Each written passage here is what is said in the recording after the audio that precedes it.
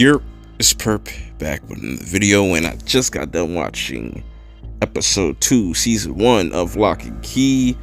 Man, that first episode was very strong. If you haven't checked that out, go back and check that out. I'm going to go episode by episode and go through each episode and review it. Hit that like button, hit that subscribe button, and also follow me on Twitter at perpminded420. That's perpminded420. Hit that like button, hit that sub button. Yeah, man. So let's get right into this because I want to get started on the third episode. So with last episode, everybody's kind of freaked out by the whole mirror thing, and the mom is acting really weird, but the mom isn't just useless in this. She has something to do throughout this episode. Meanwhile, Kenzie's still a little in denial. She blames it on Mold, what stupid shit, and pretty much Bodhi kind of lies to them, saying like there isn't any more keys, knowing damn well he has all 3 keys now because he found the third key that has like this head on it. So that's really interesting. We'll get into that a little bit later into this review. So Kenzie and Tyler are kind of really growing apart. More so, they're kind of like drifting apart, while Bodhi is sitting there trying to figure things out, see where all this goes and how he can get the key back that got taken from him from that lady in green. So then Tyler pops up at school, and all the guys are like, how was your night? How was the party with it was one of the most I think her name was Edith. She was like a popular girl at school, and he had his eyes on somebody else, but her friend ended up jumping into it, and he ended up not fucking with her because he started seeing dead people, literally, and he ended up lying on his dick. So we'll get back to that later, but we have a blast from the past. One of Randall's high school sweethearts, whatever, pops up at the crib. It's Rufus's foster mom, I guess. Yeah, foster mom. And they kind of hit things off. She was more in the dark about Randall's past and everything because Randall never told her about his group of friends. It was told that he was a loner, so she pretty much is going around figuring out who Randall was and what he was a part of, playing dumb to the kids. She doesn't want to freak out the kids, and she doesn't want to freak out herself. Meanwhile, we'll get back to that situation later, very shortly. Meanwhile, Bodhi runs into Randall, and they really hit it off. I want to see more of these two. They're really funny, and Rufus pretty much gives Bodhi a fucking bear trap because Bodhi's like, I need help trapping something. Speaking of which, we go to the lady in green. She's having the time of her life, eating mad food, and just going through different doors, and we don't really know what her ultimate goal is, but she wants all 3 keys, and I'll touch on that very shortly. So going back to Kenzie, she's really having a hard time adjusting to just the new school and just the people around her. Scott comes up to her and pretty much apologizes for the movie and stuff and upsetting her, and invites her to come to watch them shoot a movie, which was really dope. I'll get to that also later on. And you have the mother still trying to figure things out about her husband. So she talks to an old teacher of his that works at this school still, and he tells her about this tragedy that happened. And I feel like he's in on it also. There's something about his character also, but he tells them ever since that tragedy, him and his group of friends have kind of disbanded from one another and, kind of distanced themselves from each other for all these years.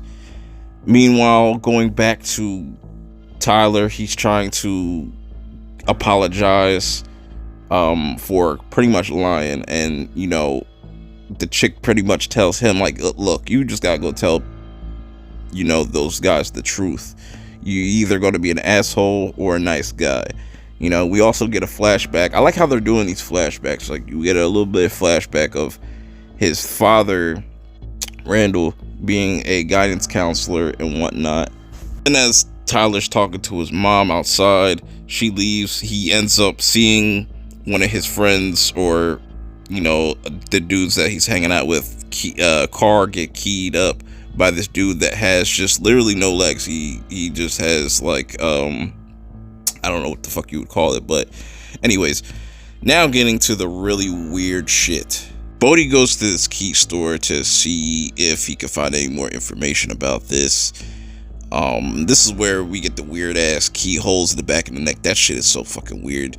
Meanwhile, the mom is kind of freaking out, and we find out that she was the one that kind of bashed in Sam's head, guy that killed their father. Meanwhile, we still see Tyler and Kenzie growing further and further apart while this is all going on. Mom and Randall's old high school friend are kind of just reconnecting and she's trying to figure out all she can about Randall and, about the incident and whatnot. And she's really trying to just get more information about what he was and what his life was like, since he wasn't able to tell her when he was alive and kept it a secret. So back with Bodhi, he's getting the bear trap set up for the lady in green. While that's going on, Tyler and the group of friends that he made, go to this liquor store and try to steal some, 40s. And, he kind of gets caught because one of the dudes pushes the old guy over. He kind of tries to help him, and the old guy was not having it. He was about to just still call the cops. But this new character that was keying the one dude's car kind of saved Tyler's ass. And I want to see more of his character going forward. So we go back to Bodhi, and he's almost about to put the key in the back of his neck. That shit just sounds so weird. But before he could do that, the lady in green pops up and pretty much threatens Bodhi, like, you're gonna give me those 3 keys. And he pretty much tells her, like, what are you gonna do if I don't? And starts choking him out. And that's why I said she's very intimidating. I want to see what her ultimate goal is, why she wants all 3 keys. Now, going back to, Kenzie just hanging out with the people that are making this movie, Scott and everybody. Edith is there because she's the star, but she doesn't want to get blood on her, so she ends up leaving, which now Kenzie takes the place and starts to freak out because a lot of things are starting to trigger her, and she couldn't even scream, which I'm wondering how that's all going to play out, but this was pretty emotional. You have flashbacks of her talking to her father giving her that bracelet that Bodhi has, and still the mom is trying to dig deeper into Randall's past. The brother is being really secretive. I think he knows a lot more than he's putting off. I don't really trust him at this point. Maybe he's trying to play dumb to protect her. But anyways, the episode ends with, Bodhi using the head key to, to see what it does. And we don't, it kind of teases us. It doesn't show you exactly what's going on. But, as Tyler and Kenzie are arguing, they see this and they're like, what the fuck? And see that Bodhi is out of his body. Well, now this has been another solid episode of Lock and Key. I'm so excited to watch the next episode. What do you guys think in the comments below about this episode? How you feeling about the series so far? Let me know in the comments below, and till next episode, I will see y'all shortly. Peace.